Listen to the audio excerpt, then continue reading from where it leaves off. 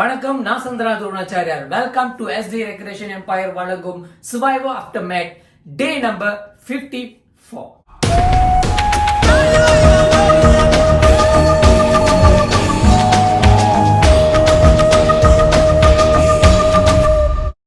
பா, இந்த நிகழ்ச்சியை பார்த்துட்டு இருக்க எல்லா நபர்களுக்கும் தீபாவளியின் 2வது நாள் வாழ்த்துக்கள். ஸோ எல்லாரும் கண்டிப்பா சிறப்பாக தரமாக அவங்கவுங்க ஃப்ரெண்ட்ஸ் ஃபேமிலி கூட செலிப்ரேஷன் பண்ணிட்டு இருப்பீங்க.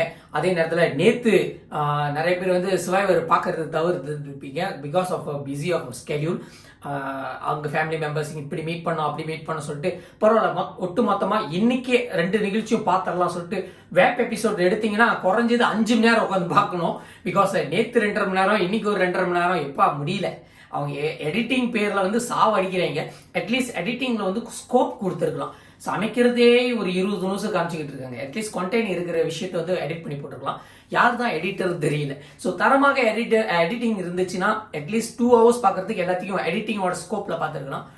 தேவையில்லாத சீன்ஸ் உட்காந்து பேசுறது, அதுக்கப்புறம் சாதாரண சிட் சேட் பண்ணி பேசுறது, எல்லாத்தையும் வந்து கம்பைல் பண்ணி போட்டிருக்காங்க. வர வர அதோட கண்டென்ட் வந்து குறைஞ்சிக்கிட்டே வருது. நல்ல தரமாகவும் இல்லைன்னு சொல்லலாம். இப்போ இந்த ஃபுல் எபிசோட் நான் வந்து வேப் எபிசோட் பார்த்துக்கிட்டு இருந்தேன். அதுக்கப்புறம் என்னால் முடியல, தலை அப்படி சூடாயிருச்சு. பிகாஸ் 2 நிகழ்ச்சியை ரிவ்யூ பண்ணிவிட்டேன். ஸோ நான் ஃபுல்லி வந்து ஒரிஜினல் எபிசோட் டிவி எபிசோட் வந்து பார்த்தேன். ஸோ அதோட பற்றி ரிவ்யூ தான் இன்னைக்கு வந்து பண்ண போகிறேன். ஸோ உங்களுக்காக இந்த ஸ்வைவ் அவுட்ஃபிட்டு எப்படி இருக்குன்னு உங்களோட கருத்துக்களை தெரிவிச்சிருங்க. அதே நேரத்தில் வரப்போகிற காலங்களில் வந்து நான் நெக்ஸ்ட் இயர்லேருந்து ஒரு ப்ரோக்ராம் செஞ்சுட்டு வரேன். இந்த குனுங் கினாபாலு, நம்ம ஊரில் இருக்கிற குனுங் கினாபாலு ஹைக்கிங்கோட ட்ரெக்கிங்லாம் செய்ய போகிறோம். ஸோ அதில் வந்து நீங்கள் ஜாயின் பண்ணுறதா விருப்பம் இருந்துச்சா கண்டிப்பாக தெரிவிங்க. கண்டிப்பாக நான் அதில் வந்து உங்களுக்கு தேவைப்படுற கண்டென்ட் வந்து கொடுக்க தான் போகிறேன். ஓகே, டேரக்டாக டே நம்பர் 54 ரெப்பா. இன்னைக்கு வந்து ஒரு ரிவார்ட் சேலஞ்ச் இருக்கு. ஸோ பொதுவாக வந்து ரிவார்ட் சேலஞ்ச் வந்து இண்டிவிஜுவலா கேம் விளாடுவாங்க. பட் இந்த தடவை வந்து எல்லாமே பேரிங் தான் போகுதுன்னு நினைக்கிறேன். அதே நேரத்தில் நடக்க போற இம்யூனிட்டி சேலஞ்சில் கூட பேரிங் வரது கூட சாத்தியங்கள் இருக்குன்னு நினைக்கிறேன். 2 பேர் மட்டும் காப்பாற்றுற மாதிரி. ஏன்னா லாஸ்ட் டைம் வந்து பார்த்தீங்கன்னா விக்ரனும் நந்தாவும் காப்பாற்றுறாங்களே, அதோட தாக்கம் தான் இந்த தடவை வந்து இருக்கு நினைக்கிறேன். தெரியல அது எந்த அளவுக்கு புதுசா கொண்டு வராங்க, புதுசான ஒரு டேர்ம்ஸ்குள்ள கொண்டு வராங்க. ஏன்னா survivor is not ban with any rules. அவங்களுக்குன்னு தனியாக ஒரு ரூல்ஸ் இருக்கு. அந்த கேமுக்கு இதுதான் ரூல்ஸ்னா இந்த ரூல்ஸ்குள்ள தான் கேம் விளாடுவாங்க. ஒரே ரூல்ஸ் வந்து ஸ்டாட்டிக் பண்ண மாட்டாங்க.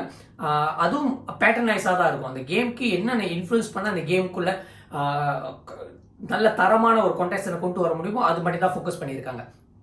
சரி, டைரக்டாக 54 டே பார்த்துமா. இன்னைக்கு ரிவார்ட் சேலஞ்சு, கொம்பர்களின் முதல் ரிவார்ட் சேலஞ்ச். இந்த ரிவார்ட் சேலஞ்ச் வந்து பேரிங்கை விட்டுட்டாங்க. சிம்ஸ் 11 பேர் இருக்கிற வாசி. இந்த 11 பேரும் ஒரு காம்ப்ளிகேஷன் தான். ஏன்னா சர்வைவர்ல வந்து பொதுவாக வந்து இந்த நம்ம ஒரு கின்னாப் தான் வரும், நம்ம ஒரு கஞ்சல் வராது. ஆனால் ஒரு ஆள் சேவ் பண்ணி வச்சுக்கணும், எல்லாரையும் சேவ் பண்ணி வச்சுக்கணும். இல்லை யாராச்சும் ஒரு ஆள் வெளியாக்கிட்டு அதுக்கப்புறம் ஒரு கல்குலேஷன் பண்ணுவாங்களே,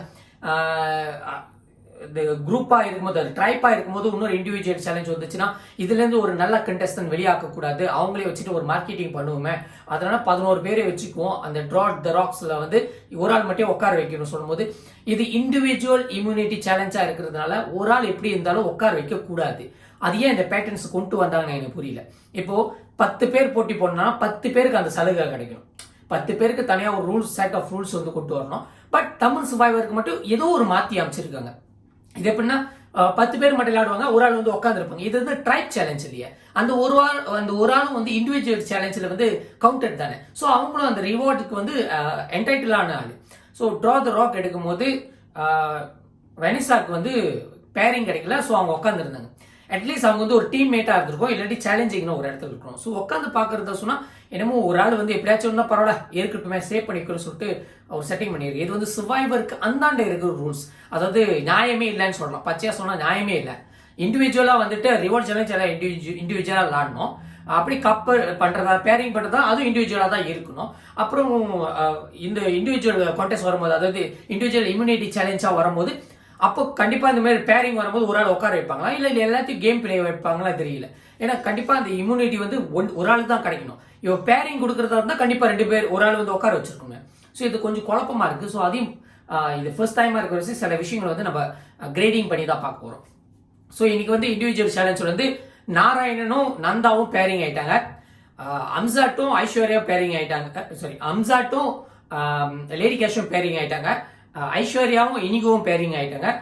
உமாபதியும் நம்ம உமாபதியும் சரணும் பேரிங் ஆயிட்டாங்க, விக்ரனும் விஜயும் பேரிங் ஆயிட்டாங்க. ஏன்னா ட்ரா த ராக்ஸ்ல கல் எடுக்கும் போது யாருக்கு வந்து 1 நம்பர் 2வது 3 நம்பர் கிடைக்குதோ அதே 1 நம்பர் கல்லும் 1 நம்பர் கல்லும் பேரிங் ஆகிற மாதிரி அப்படி வச்சுட்டாங்க.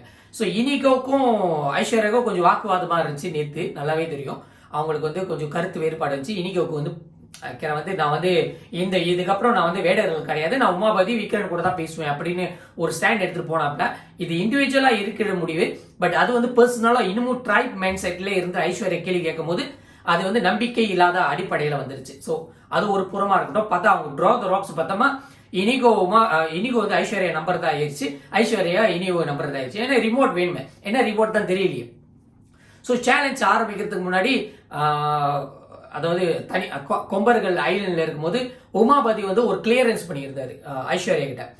அதாவது ஐஸ்வர்யாவோட அட்டிடியூட் வந்து எனக்கு எந்த அளவுக்கு பாதிச்சிருக்கு, அதே நேரத்தில் ஐஸ்வர்யா வந்து உமாபதியோட அட்டிடியூட்னால எந்த அளவுக்கு பாதிக்கு சொல்லிட்டு 2 பேரும் வந்து ஒரு கருத்து பரிமாறுறாங்க. இது எது காரணம்னா அந்த கம்பு சுத்துறது கத்துக்கும் போது 2 பேரும் ஓகே நான் ஏன் உன் மேல இந்த மாதிரி கருத்து வேறுபாடு வச்சிருக்கேன், எனக்கு வந்து உன்கிட்ட அட்டிடியூட் காட்டுறேன் எதுனாலுன்னு இவங்க மனசு விட்டு பேச ஆரம்பிச்சாங்க.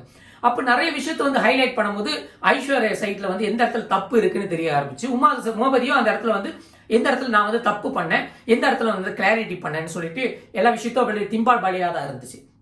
இந்தியன் வந்து ஐஸ்வர்யா வந்து எஸ் சில விஷயங்களை தப்பு பண்ணிருக்கலாம், நான் அதை அட்மிட் பண்ணிக்கிறேன், இது வந்து கொஞ்சம் கோளாறுனால, அது ஆர்வ கோளாறுனால நான் செஞ்ச ஒரு விஷயம் அப்படின்னு விட்டா ஓகே அது வந்து செட்டில் ஆனச்சு. அப்போ டாஸ்க் வரும்போது அந்த விஷயத்த நான் மாத்தி காட்டுறேன், நான் ஆர்வ கோளாறு கிடையாது, நான் எக்ஸலண்டான ஒரு பிளேயர். ஐஸ்வர்யா டெஃபினெட்லி ஒரு எக்ஸலண்டான பிளேயர், அதுல எந்த ஒரு மாற்றமும் கிடையாது.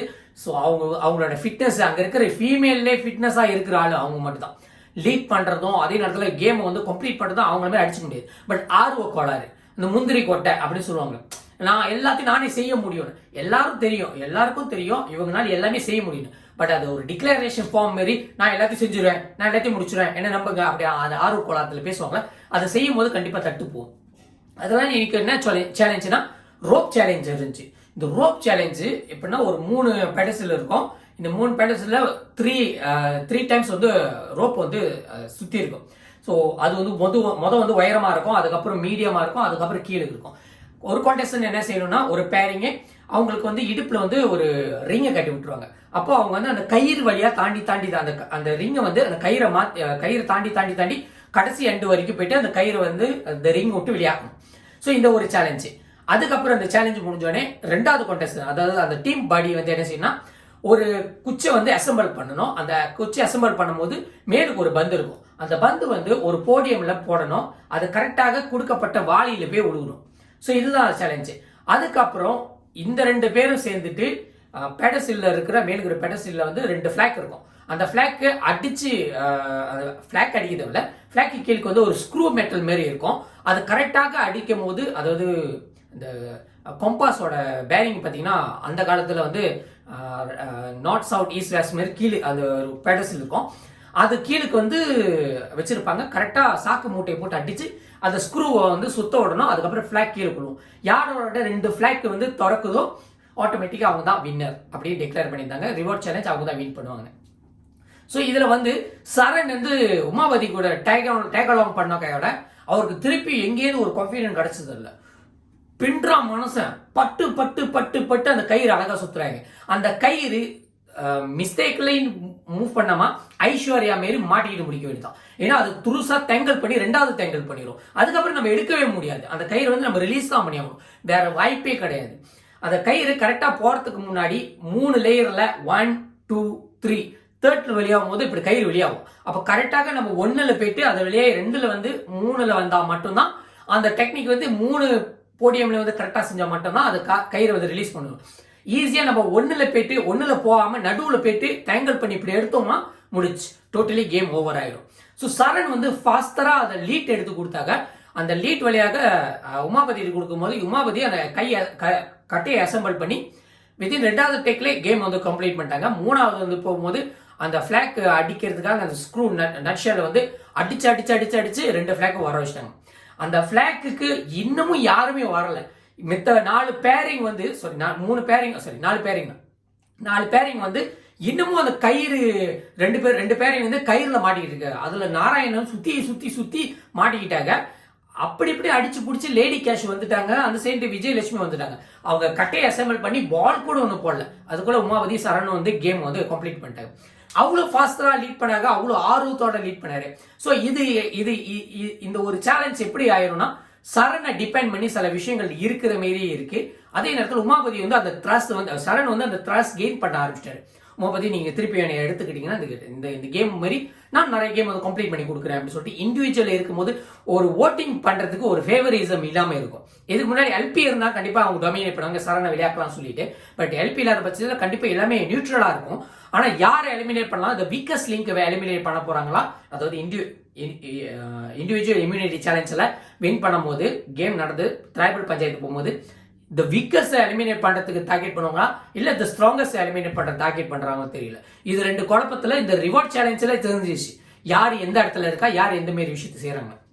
இந்த கேம் முடிஞ்ச கடை அர்ஜுன் சார் வந்து ஐஸ்வர்யா கேட்டாங்க என்னதான் நினைச்சு. இல்ல நான் ஒத்துக்கிறேன், இதுக்கு முன்பு நான் செஞ்சது ஓவர் கான்ஃபிடென்ட் ஒரு விஷயம், நான் குளத்து நிறைய விஷயம் செஞ்சிருந்தேன், அதே மாதிரி தான் இந்த கேம்லேயும் செஞ்சுட்டு நினைக்கிறேன், அதனால தான் நான் தோல்வி அடைஞ்சிட்டேன், இது எனக்கு ஒரு லெசன்.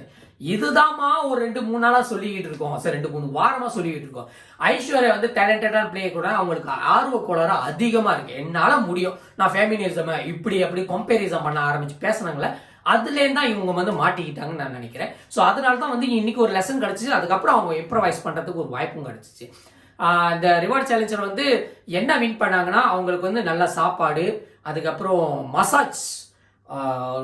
மசாஜ் பண்றதுக்கு ஒரு வாய்ப்பு கிடைச்சிருக்கு. ஆளுங்க வந்து மசாஜ் பண்ணுவாங்க, நல்ல தண்ணியில குடிக்கிறதுக்கு ஒரு வாய்ப்பு கிடைச்சிருக்கு. அதே நேரத்தில் இவங்க வந்து 2 பேரை கூட்டிட்டு போலாம். அப்போ உமாபதி வந்து விஜய் கூப்பிட்டாங்க, சரண் வந்து நந்தாவை கூப்பிட்டாங்க. இப்ப 4 பேருக்கு போகும்போது கண்டிப்பா அவங்களுக்கு நல்ல ஒரு பெரிய லெவல்ல சலுகை கிடைக்கும். ஏன்னா இந்த ரிவார்ட் இதுக்கு தான் வின் பண்ணோம், அதுக்கு அந்தாண்ட என்னன்னு இருக்குன்னு நம்மளுக்கு தெரிய போல. கண்டிப்பா இந்த நிகழ்ச்சியை வந்து தொடர்ச்சியாக பார்க்கறதுக்கு ஒரு வாய்ப்பும் இதுக்கப்புறம் தான் தொடங்குறாங்க. நாளைக்கு அதிகமா இன்னைக்கு இல்லாட்டி நாளைக்கு கண்டிப்பா இண்டிவிஜுவல் இம்யூனிட்டி சேலஞ்ச் நடக்க போகுது. ஸோ அதோட பேட்டர்ன்ஸ் அதோட கேம் பிளான் வேற மாதிரி இருக்க போது இன்னும் ஆர்வத்தை உண்டாக்குது. யார் தான் வெளியாக்குவாங்க உங்களோட அபிப்பிராயப்படி கீழே இருக்கிற கமெண்ட் செக்ஷன் தெரிவிங்க. இந்த வீடியோ உங்களுக்கு பிடிச்சிருந்தா கண்டிப்பா லைக் பண்ணி ஷேர் பண்ண மறந்துடாதீங்க, சப்ஸ்கிரைப் பண்ண மறந்துடாதீங்க. நான் சந்திராஜ் உங்களை நாளைக்கு வந்து சந்திக்கிறேன். See you soon.